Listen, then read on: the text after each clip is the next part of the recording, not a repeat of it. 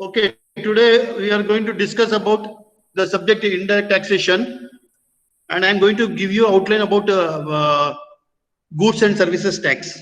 Okay, so what is this indirect taxation? What is this indirect taxation, and why this indirect taxation has come into picture? So, direct taxation. In case of direct taxation, the person who is going to pay the income tax will pay directly to the concerned department, whereas in case of indirect taxation, the person who is going to pay the tax will not pay directly to the treasury of government, but rather he will pay it through an intermediary. Okay, for example, I will give you an example. For example, if you are purchasing medicines, if you are purchasing medicines, so on this GST is levied. GST is levied on the goods which you are purchasing. For example, you are purchasing 4,000 rupees worth of medicines. Okay, they are going to charge, for example, 18%. So you will pay 4,000 plus 7,200 is equal to, sorry, 720, 4,720. Now, out of this 4,720, this is the value of the goods and this is the GST. Okay.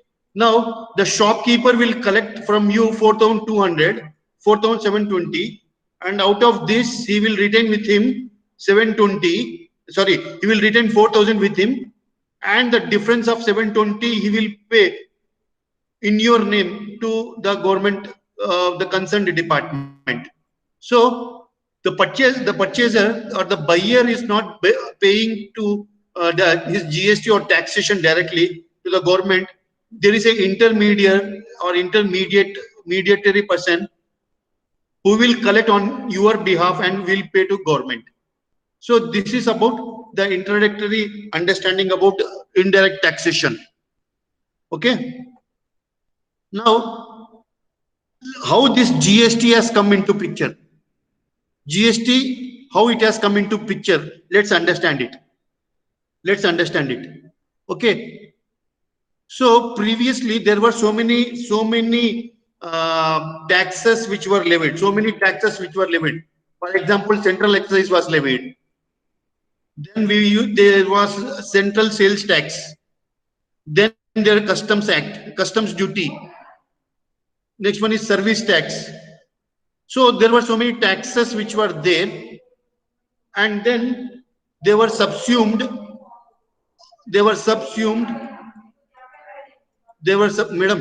Madam record कर रहा हूं, आप उधर जाओ ना please, request कर रहा हूं.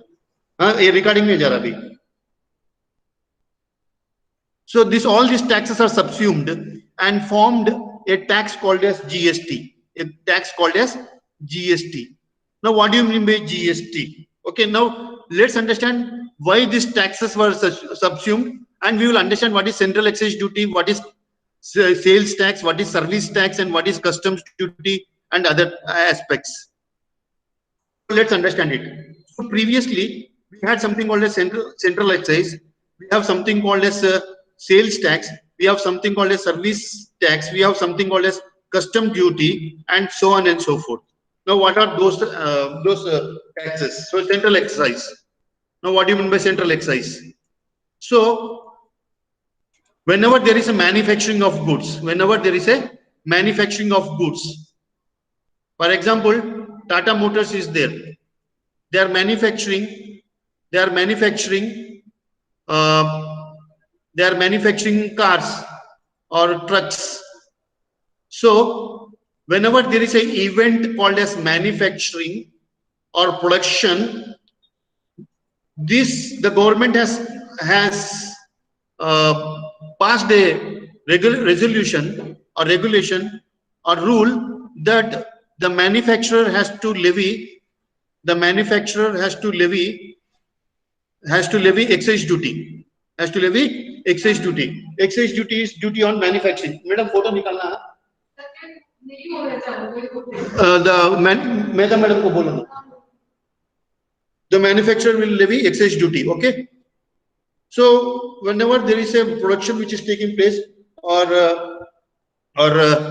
goods which are produced, then manufacturer used to levy excise duty, number one. Number two, another example of indirect taxation which were levied pre-GST. Pre-GST, there were sales tax. There were sales tax. Now, what do you mean by sales tax? It can be central sales tax or value-added tax. Value-added tax. Okay. Now, what is sales tax? If there is a person who is selling, there is a seller and there is a buyer. The buyer is selling goods. The buyer is purchasing goods from the seller, and the seller is selling goods to the buyer. If the seller is selling goods to the buyer and buyer is purchasing from the goods from the seller, there is a exchange of goods. On this exchange of goods for monetary benefits, for consideration, and if the goods are falling under Sales Tax Act, then it can be a state value-added tax or central sales tax which used to be levied. For example, you might have observed that. For example, you might have observed that you have purchased a mobile for 10,000 rupees before GST was levied. Okay, before GST example I am giving. Okay, now on this, they used to charge, the buyer was charged by the seller a tax called as sales tax, which is called as value addition tax or VAT. For example, 8%. So it is 10,800. So 800 was the VAT. 800 was the VAT. Total was 10,800, and this was the value of the goods. This was the value of the goods. So this was also a kind of tax which was levied. This was also a kind of tax which was levied in pre-GST. So one was central excise and one was VAT. Now number three is service tax. Now what do you mean by service? You might have heard about so many services. For example, a hotel giving a service, lodging, boarding, or a recruitment agency providing the services of recruitment or placement services, portfolio management services, banking services, insurance services. So if somebody's service provider is there is a service provider and there is a service recipient. Service recipient. Now, this service provider is providing service to a person who is receiving the service. So this is an event where services are there. This is a place services are being provided. Now, according to the Service Act, if the particular service which has been provided comes under service ambit of service and it is levied to service tax, then this guy will levy on the services provided tax called as service tax. For example, insurance service, banking service. For example, banking service. Banking will charge you services for ATM, for check facility, so on and so forth. Check facility, so on and so forth. So, for example, ATM, they will charge something like they are giving you ATM benefit. For example, they are charging 1,000 rupees service charges. So this is the value of the service provided by the banker for the ATM services provided by the banker. And to this value of service, they used to, there is a service tax which is charged, which is 18%. So 180 rupees. So total 1,180 rupees they used to collect. So this is service tax. Another example I will give you is insurance is another example. Number two. Number three is there is a company by name Naukri.com. There is a company by name Naukri.com. Now Naukri.com is providing you services of placement. Is providing you placement services.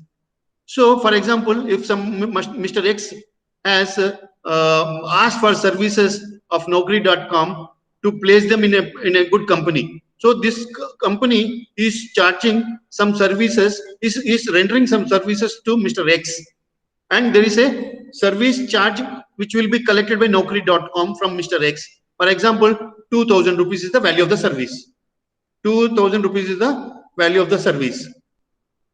Now to this value of the service, they will charge something called as service tax, and if this particular commodity or service is liable for a tax of service tax of some 18%, on this value of service probably they will charge something called as 18% service tax, that is 360 rupees. So this person Mr. X has to pay to Naukri.com 2000 as the value of tax plus 360, that is 2360 as the value of the total value of the services provided inclusive of the service tax. So another example I gave you. So there's until so far we have seen so many service so many taxes. One is excise duty, one is value added tax, and one is service tax. Now let's talk about another indirect tax which was levied in pre-GST era. In the pre-GST era, we had something called as customs duty. In the pre-GST era, and today also we have customs duty, which comes under indirect taxation, which falls under the heading of indirect taxation. Now, customs duty.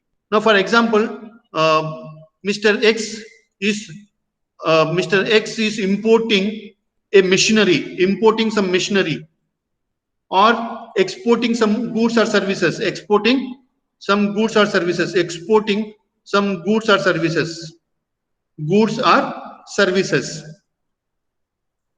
Now, there is a export or import which is taking place in this case, and if this particular item attracts duty, that is tax, then they levy import duty or export duty, which is called as customs duty. Import duty or export duty, which is called as customs duty. Now, for example, so in this particular semester, you had a customs duty, but this is under the 4th chapter, so it will not be discussed because for your examination, we have only first 4 chapters. So excise duty, so customs duty. So customs duty is, for example, 1 lakh cars are exported. So, or one big machinery of 100 crores is imported. So on this 100 crores, whatever is the said import duty, for example, 18%, that is, we call it a special countervailing duty or import duty. There are so many customs duties. There are so many different names with which customs duties are levied. So this is also a duty which is levied on the export or import of goods. So we have seen majorly there were 4 major indirect taxations. One is excise duty, one is service tax, one is sales tax, one is customs duty. So service tax is levied on the services provided, number 1. Excise duty is levied on the manufacturing of goods. Customs duty is levied on import or export of goods or services. And finally, service tax is levied, which is the indirect taxation, is levied whenever there is a provision, somebody has rendered service. So with this background, we will understand GST. Now, so many taxes are there. One is central sales tax, one is state value added tax. There is something called as customs duty. There is something called as service tax. There is something called as excise duty. So many taxes are there, and there is a lot of confusion. So these taxes are levied by the central government. Now let's talk about the taxes which were levied before GST by states. States like we have so many states: Andhra Pradesh, Tamil Nadu, Maharashtra. So this is the Indian government which is empowered to levy the tax. That is a central excise duty, sales tax, customs duty, service tax. And when I'm talking about sales tax, states tax, sorry, these are the tax which are levied by the states as such. So one is entry tax, one is luxury tax, one is state value added tax, that is the sales tax, entertainment tax. These were the taxes which were levied. So many taxes were levied previously, and so many taxes are levied, 1, 2, 3, 4 here and 1, 4 here. So there were total 8 to 10 taxes which were levied. Now all these are they have bundled, and which is used, we use the word subsumed, and they are now abolished. They are removed. Maximum of them are being removed, and in their place only one tax is levied, which is called as GST. Only one tax is levied, which is called as GST. GST is nothing but goods and services tax. Goods and services tax. Please remember it. So GST stands for goods and services tax. Services tax. So what? So the reason why the GST has come into picture is there were so many taxes which were levied. All these taxes have been abolished to on maximum of the items, and in place of all these taxes, only one tax is there, and which is called as GST. So I have whatever I have discussed or whatever I have just now explained. Excise duty is on manufacturing of goods levied by central government, and the tax is central tax. Customs duty is on import of goods, and this is levied by central tax, levied as a central tax, and is levied by the central government. Special additional duty, it is again on import or export of goods by central tax, and it is central tax, and it is levied by central government. Service tax is a provision of services, and it is also a central tax, and it is levied by the central government. Sales tax, central sales tax is a part of it goes to central government, a part of it will go to state government. This is now not in picture, so we will not discuss much about it. Next one is state value added tax. State value added tax is nothing but it's also a tax which is levied by the state government. It's a tax levied by the state government, which is called a sales tax, which is intrastate sale of goods. Intrastate means within the state, if there is a sale of goods, that particular transaction is was levied to a tax called as intrastate sale of goods, which is state's tax. Entry of goods from one state to another state. So this is entry of goods in local area, municipal area. So octroi was levied. Entertainment tax for providing entertainment, like for example, cinema theaters, they used to charge, or movies used to charge entertainment tax, and it was levied by state government, and it was in the form of state tax. And luxury tax. Now what is GST? Now what is GST? GST, as I already discussed, it is full form is goods and services tax. Goods and services tax.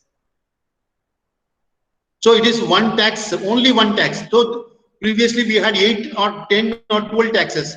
Now there is only one tax. There is only one tax, which is tax on manufacturing, tax on trading, and tax on services provided. Please remember it. GST is tax on either manufacturing, GST is tax on trading, and GST is tax on services provided. Okay, I will tell you the example of all these three. For example, Tata Motors is selling goods, is manufacturing goods, and selling it to its dealer in Nasik. Its dealer in Nasik. Okay. Now, as there is a element of manufacturing which is taking place, and previously excise duty was levied, now there is no question of excise duty. There, on the event of manufacturing, we levy a duty called as GST. So GST is levied if there is if the goods which are manufactured are liable to be levied for GST. Next one is trading. Now, what do you mean by trading? So you might have heard about companies which are into trading. For example, Reliance, we have DMart, or Reliance Retail, or Big Bazaar, or so many other companies are there which are into Pantaloon. These are into or Vijaya Sales, or a big medical shop. Or these are all trading. Trading means what? Buying and selling of goods. Buying and selling of goods. Buying and selling of goods. Now, what do you mean by buying and selling of goods? What do you mean by buying and selling of goods? So, DMart is doing the same business of retailing, which is they are buying the goods and selling the goods. Or Big Bazaar, they are buying the goods and selling the goods. which is called as trading, or Big Bazaar is there. Reliance Retail is there, which is procuring goods and selling the goods. So trading is taking place, or we call it as we have companies which are into buying and selling of laptops, mobiles, like Vijaya sales. So they are trading, and whenever there is a trading which is taking place, and there is a buying and selling, there is a buyer and seller. On this event, a tax is levied, which is called as GST. For example, you might have purchased 1 lakh rupees of a laptop, and they will tell that this laptop will have a GST of 16%. Okay, there are two types of GST: central GST, state GST, and integrated GST. We will see as we go into the next class. So on this 16%, on the value of the goods, tax is levied. Okay, 1 lakh into 16% is 16,000 rupees, which is GST. Total 1 lakh 16,000 rupees is the amount which is collected by the person who is selling the goods. So you are paying for the value of the goods 1 lakh plus 16,000, total 1 lakh 16,000 rupees. So GST is levied on manufacturing, GST is levied on trading, and GST is levied on even services. Okay, I told you, for example, today Naukri.com is there. Today and Tata Motors is there. Okay, let's take a transaction between these two people. So what is this transaction between Naukri.com and Tata Motors? Naukri.com is been invited by Tata Motors, stating that we require 100 engineers. So please help us in locating the right person for this job, and take the interview and select them and take the do the appointment, and we will pay for all these services which are provided by you. That is, Tata Motors is taking services from Naukri.com. So Tata Motors will pay some, for example, 1 lakh rupees for these services provided by Naukri.com. So there is a service which is provided by Naukri.com. So on these services, for example, 18% GST is levied. So 18,000 rupees is levied on this value of the service. So it is 1 lakh 18,000 rupees. So the value of the service is 1 lakh. GST is 18,000. Total 1 lakh 18,000 rupees is collected.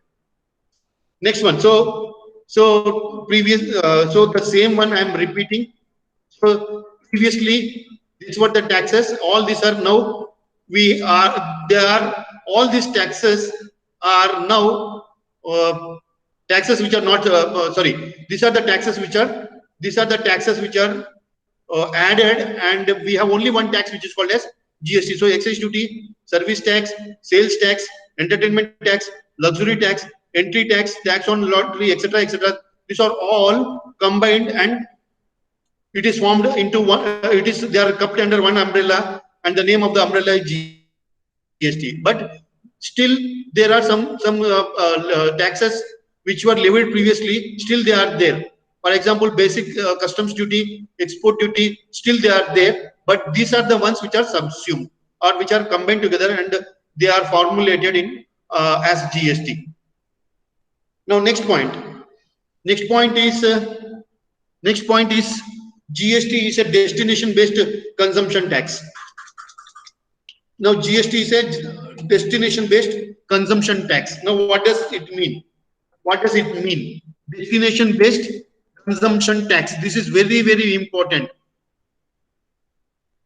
Very, very important. This is destination-based consumption tax. For example, there is a company in Gujarat, and this company is manufacturing machines, and they are supplied to a person or a trader who is there in Maharashtra. Okay, so the value of this machine is some 10 lakh rupees. So previously, on this 10 lakh rupees, they used to charge, for example, before GST, that is pre-era GST, 18%. So 1,18,000 was collected. 1,80,000 was collected and paid to the Gujarat government. But today it's not the case as such. The amount of tax will go to the Maharashtra government. That is the meaning of the word destination based taxation. Next one, it would be GST is a dual GST with central and state simultaneously levying it on a common tax base. Now, what does it mean? So, GST is primarily divided into two. One is a central GST and one is a state GST. So, I will give you one example. With that, you will understand. So, for example, a person is there in Pune and a person is there in Mumbai. This Pune person is selling goods to Mumbai person. This Pune person is selling goods to Bombay person. So it is a intra-state sale. It is a intra-state sale. State sale. This is number one. Number two, another example is Pune and for example Patna. So this is in Maharashtra. This is in Bihar. This is in Bihar. So this is a interstate. So here, when I'm talking about intrastate sale, there are two taxes which are levied, and they are 50% each, I will call it, and they are 50% will go to CGST, that is Central Goods and Services Tax, and 50% will go to state GST. Now, so we have understood some part of our direct taxation, some part of the indirect taxation. Now let's talk about the see, GST is goods and services, and on these goods and services, whenever they are manufacturing, whenever there is a trading, and whenever there is a service provision, okay, so there is a incidence of GST which is levied. Now we have to understand what you mean by goods and what you mean by services. So this is the definition which is provided under GST Act. So what do you mean by goods? Goods means every kind of movable property. Goods means movable property including actionable claims, growing crops, grass, and other things which are going to be severed before supply or under the contract of supply. For example, severed before supply or under a contract of supply. What does it mean? For example, there is a timber depot. There is a timber depot, and they are going to cut the wood. So that is the meaning of the word. So they were previously immovable. Now it is now movable. So this is the this timber or wood which is supplied by the timber depot to a person who is buying this product. Is there is a goods or goods which are exchanged. Services. Now let's understand. Services means anything up. Now services, as you know, there are so many services: portfolio management services, banking services, insurance services, hospital services, management event services. So many foreign exchange currency conversion services. So many services are provided. So services means anything which are services, but doesn't include goods, money, and securities. So now, what are the limitations of pre-GST era? What are the weaknesses of a pre-GST era? What are the shortcomings or weaknesses or limitations of pre-GST era? Limitations of pre-GST era. So what are these? So in the previous GST, that is pre-GST, everybody who is going to deal in goods or services or exports or imports, they had to get registered. For example, you are getting your vehicle registered. You are getting your date of birth registered. So whenever you are going abroad, you have to take a passport. So you are registering as an Indian citizen. So in the same way, manufacturer, if he's manufacturing goods, if a service provider is providing services, if a retail person is selling the goods, and all these taxes are there. So everybody was supposed to get registered under so many acts like Central Excise Act, Sales Tax Act, Entertainment, Service Tax Act, Luxury, Entry Tax. So it's a very time-consuming process, and it is a burdensome act. It's a very big, tedious job to get registered under Central Excise, Customs, Sales Tax, Service Tax, Entertainment. The procedure is lengthy, and it is a repetitive process. It is overlapping. For example, Tata Motors, they have to get registered under Central Excise. Previously, they have to get under the Customs registration. They have to get if they are providing services, they have to get service tax registration or certificate, and they have to get registered under service tax and many other acts also. So it's a very cruel process, I will call it. So that's the reason why to overcome this problem, there is one registration which you have to get, and you have to get registered under GST. So now there are different points of taxation.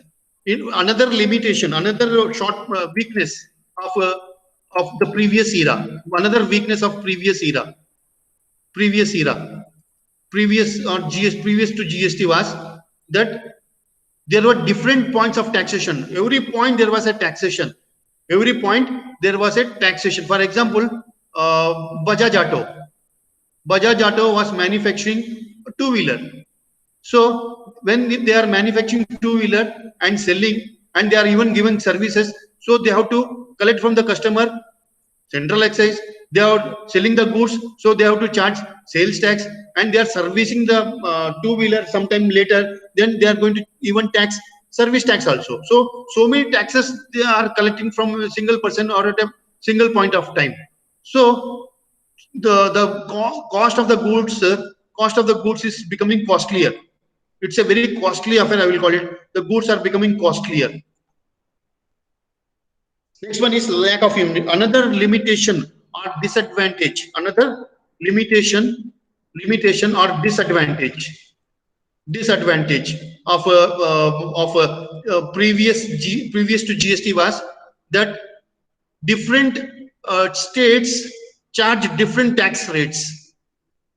Different states will charge different taxes. For example, Maharashtra will compare it with Gujarat. Now, and I am taking a small example of mobile. Here also. If a person is purchasing a goods which is mobile in Maharashtra, the rate of taxation, that is VAT, we will call it, VAT is sales tax, is 4%. So 10,000 becomes 10,400. But the same person, if he goes to Gujarat, or any other person is purchasing a goods in Gujarat, that to mobile, the rate of taxation or VAT may be some 12%. So it is now becoming 10,000 plus 1,200 is equal to 11,200. 11,200. So here the cost of the goods is 10,400. The cost of the goods is 11,200. Here the tax is amounting to 400 rupees. Here the tax is amounting to 212 rupees. There is a huge discrepancy or lack of uniformity as far as tax rates are concerned, which is 4% here and 12% here. So this guy will do what this guy will do. That this guy will, after purchasing here, will come and sell it to here, because these goods are very, very cheap in nature. So this is one of the disadvantages of the previous era of GST. So this is the one of the disadvantages of GST.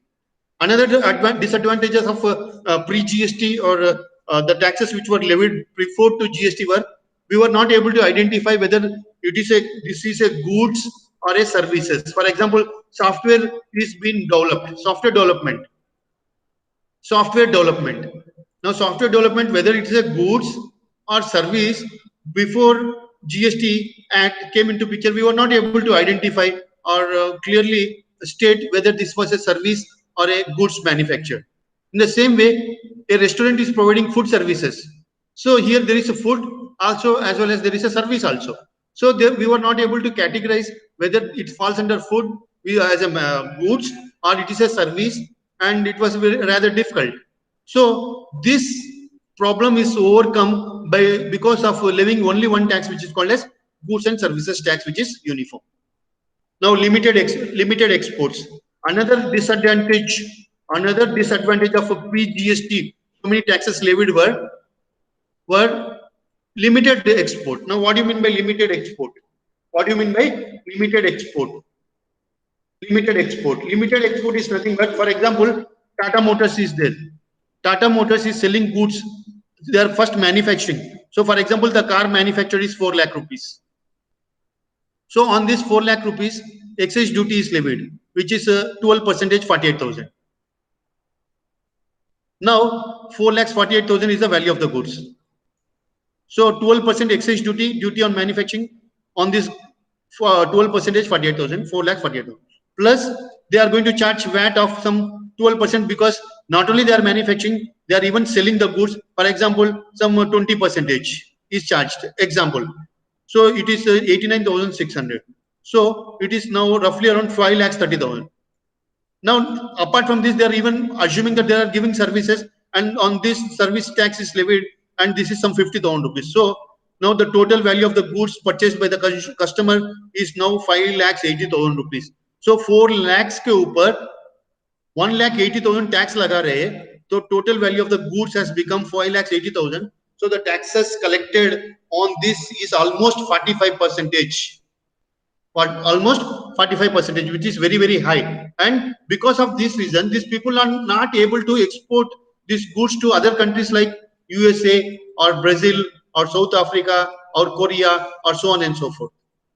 Why? Because these goods are very, very costlier, and it is not acceptable in the international market, because the Chinese goods are very, very cheap in comparison with the Indian products and services which are produced and rendered. So because of this, the exports were limited and the exports were not increasing. We were witnessing that there is no increase in the exports. So that is the biggest disadvantages of levying so many taxes. The cost of the goods will increase. The landing cost of the goods is very high, and because of this, the consumer has to face the brunt of the product.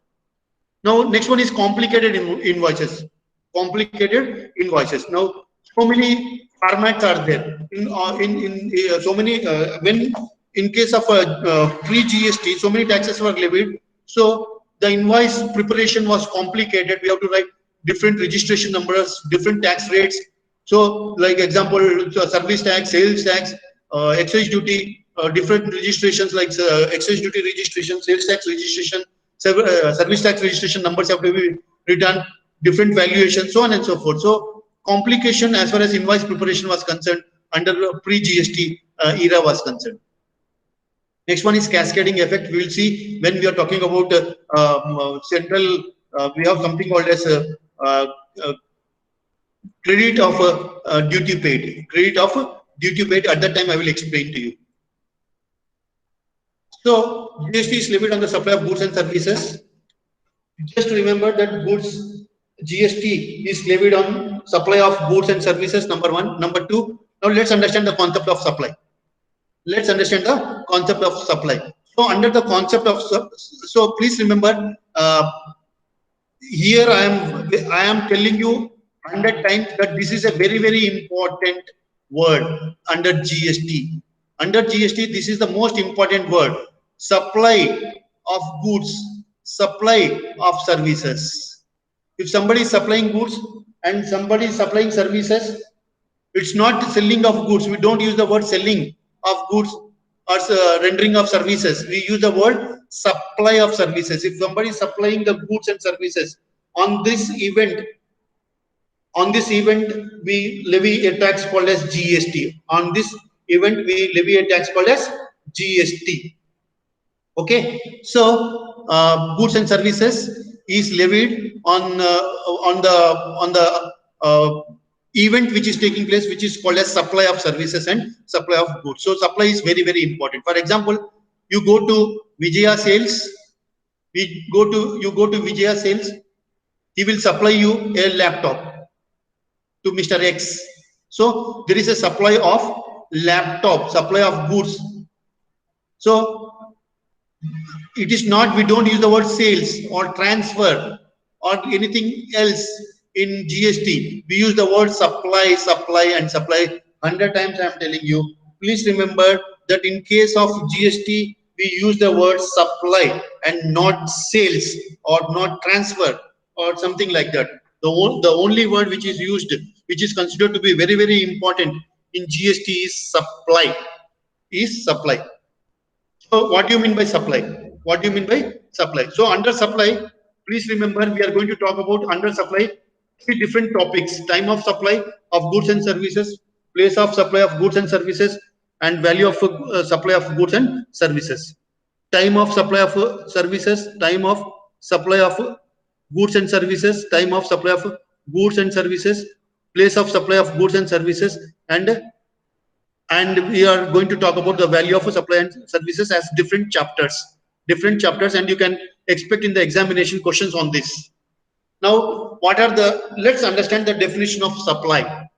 Let's understand the definition of supply. Let's understand the definition of supply. Supply is nothing but supply is nothing but, as I've told you just now, that Vijaya Sales is there, Vijaya Sales is there, and Mr. X is there. So Mr. X is going to purchase a laptop from this guy, and this guy is going to supply or sell laptop to Mr. X. So here the incidence on which GST is levied or going to be charged is supply. Is supply. Now what do you mean by supply? Supply is, it is all forms of goods and services. Supply of all forms of goods and services, which is laptop, for example. So supply of goods is laptop. Services, already I told some examples, which is made. So here he is selling the goods. It is made. The supply of goods is made. Supply is made. Supply is made. Made. Yes, in this case, the supply is made. Vijaya Sales is making sales to Mr. X, or is promising to make a supply. Promising to make. Promising to make. What do you mean by promising to make?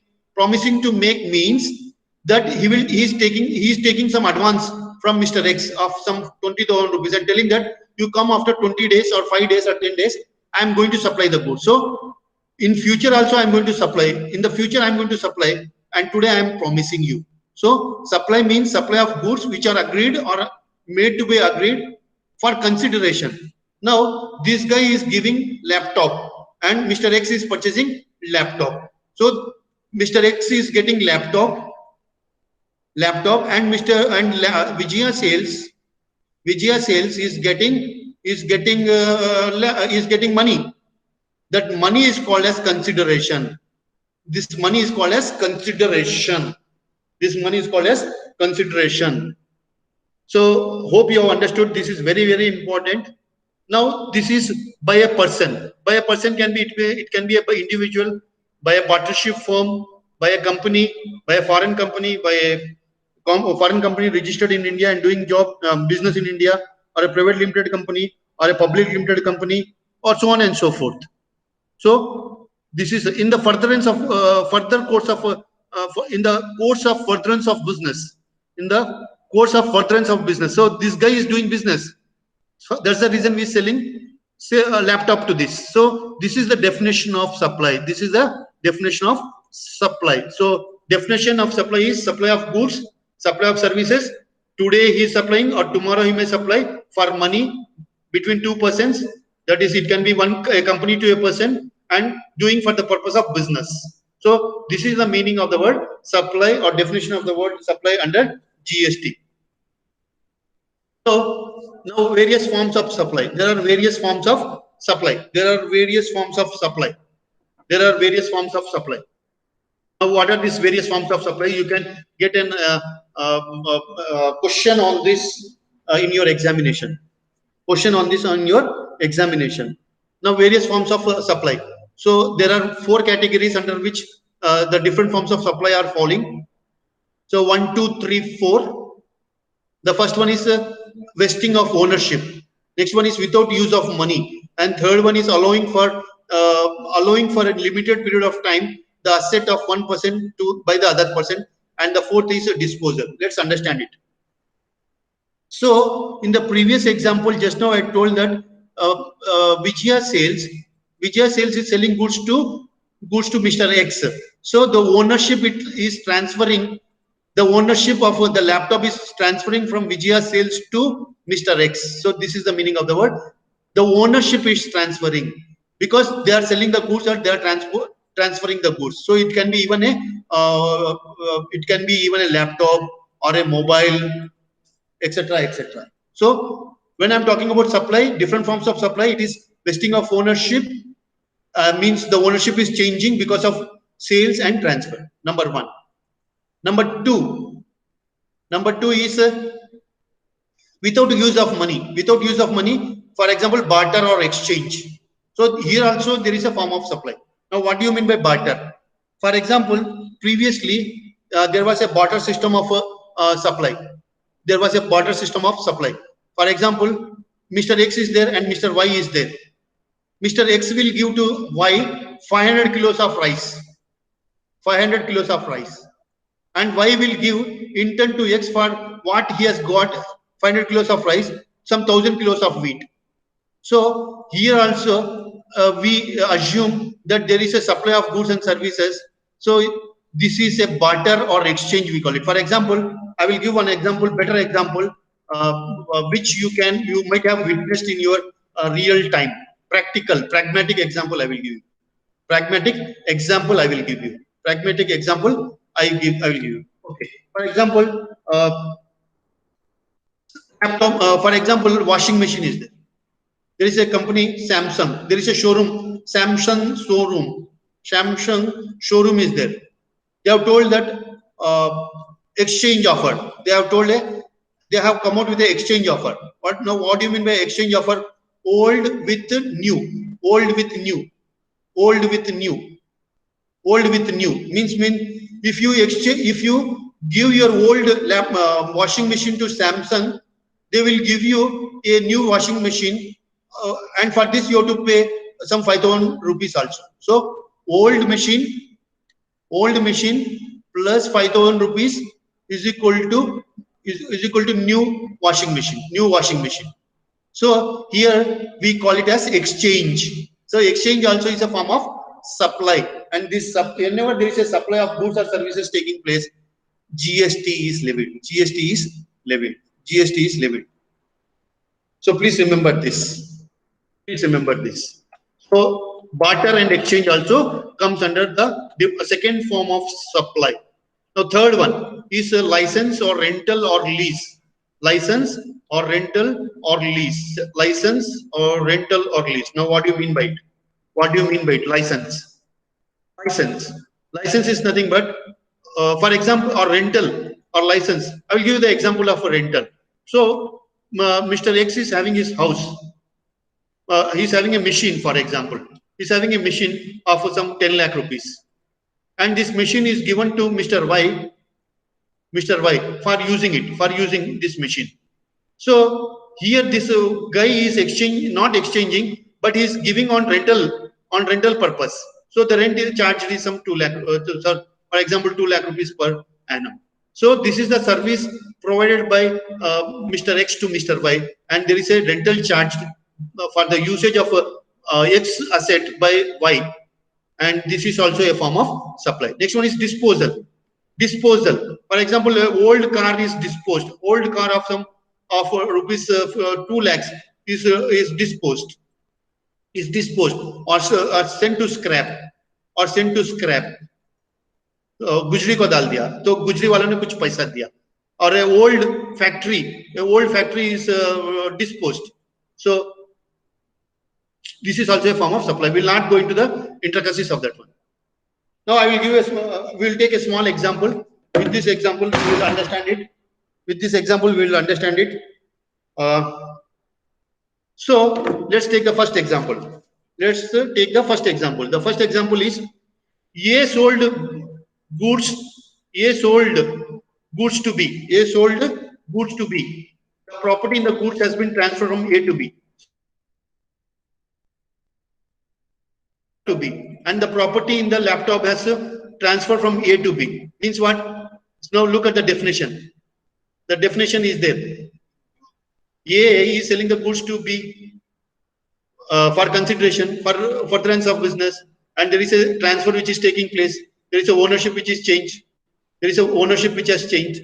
So here the transfer is taking place. The goods are changed from one hand to another hand, and maybe there is a exchange of some monetary consideration also.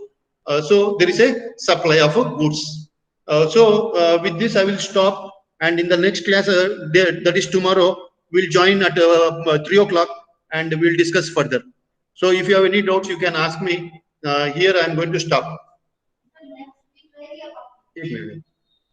Okay, thank you so much for pleasant listening, and I will help you out. In this particular PPTs are recorded, and I am putting it on WhatsApp, so you can join on my YouTube also.